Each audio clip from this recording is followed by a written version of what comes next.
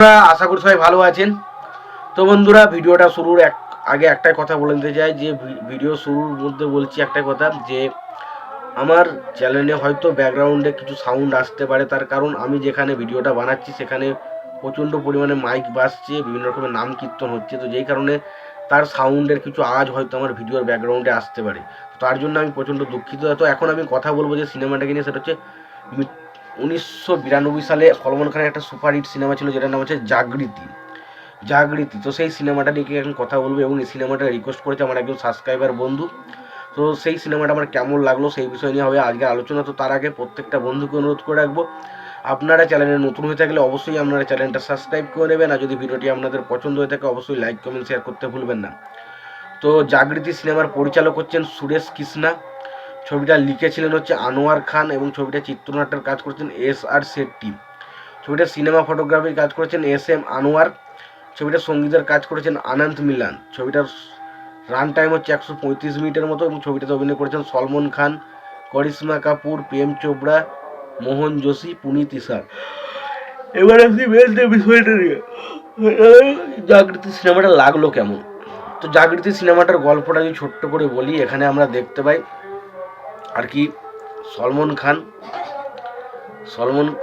খান তার দাদাকে কিছু দুষ্কৃতীরা খুন করছে তার সামনে এবং সলমন খানকেও মেরে প্রায় একটা জঙ্গলে ফেলে দিয়ে আসে এবং পরবর্তী সময়ে সেই সলমন খানের ক্যারেক্টারটাকে পুরো নতুনভাবে তৈরি করছে পুনিত ইসারের ক্যারেক্টারটা, এবং পরবর্তী সময়ে সে যখন সেখান থেকে ফিরে আসছে এবং সে কীভাবে তার ভাইয়ের বদলার প্রতিশোধ নিচ্ছে এবং তার ভাইকে সে কীভাবে বাঁচিয়ে রাখছে প্রত্যেকটা মানুষের কাছে, সেটা দেখতেই সিনেমাটা দেখতে হবে, যেটার নাম হচ্ছে জাগৃতি।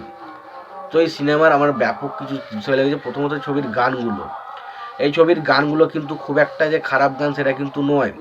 আমি বারবার বলছি এই গানগুলো হয়তো অনেকের কাছে অনেকটা পুরনো ওল্ড স্টেজের গান মনে হতে পারে, কারণ তবে গানগুলো কিন্তু খুব ভালো, গানগুলো শুনতে হয়। সেই সময় সলমন খান একটা রোম্যান্টিক হিরো হিসেবে যেহেতু ওকে প্রেজেন্ট করা হতো না, এবং রোম্যান্টিক হিরো হিসেবে বা এই গানগুলো কিন্তু বেশ তার গলায় কিন্তু ব্যাপক মতো পেহলা পেহলা প্যার হ্যাঁ এরম টাইপের যে গানগুলো, আমি এটা এই বইতে আছে এটা বলছি না, তো এরম টাইপের গানগুলো আগে কিন্তু সলমন খানকে খুবই ভালো লাগতো এবং এই ছবির গানগুলো কিন্তু সেই হিসেবে দেখতে গেলে ভালো।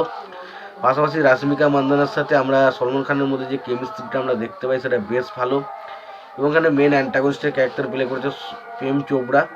তো প্রেম চোপড়া, মোহন যোশী তারা কিন্তু তাদের জায়গায় ব্যাপক কাজ করেছে এবং সলমন খানকে একজন অ্যাকশন হিরো হিসেবে এই ছবিটা আমরা পাই এবং ছবিটার প্রচুর অ্যাকশন রয়েছে, অ্যাকশনগুলো খুব ভালো, ছবির ডায়লগ ভালো।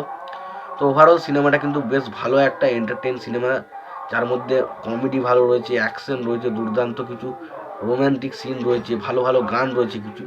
তো ওভারঅলে যদি সিনেমাটা আপনারা না দেখে থাকেন অবশ্যই বলবো আপনারা সিনেমাটা দেখতে পারেন, আর সিনেমাটা যদি আপনারা দেখে থাকেন আপনাদের সিনেমাটা কেমন লেগেছে জানাতে ভুলবেন না। ভিডিওটি ভালো লেগে থাকলে অবশ্যই আপনারা লাইক কমেন্ট শেয়ার করে দেবেন, চ্যানেলটি নতুন হয়ে থাকলে অবশ্যই আপনারা চ্যানেলটা সাবস্ক্রাইব করে নিয়ে পাশে বেল আইকনটা অবশ্যই প্রেস করে দেবেন। ভালো থাকবেন, সুস্থ থাকবেন, দেখা হচ্ছে পরের ভিডিওতে।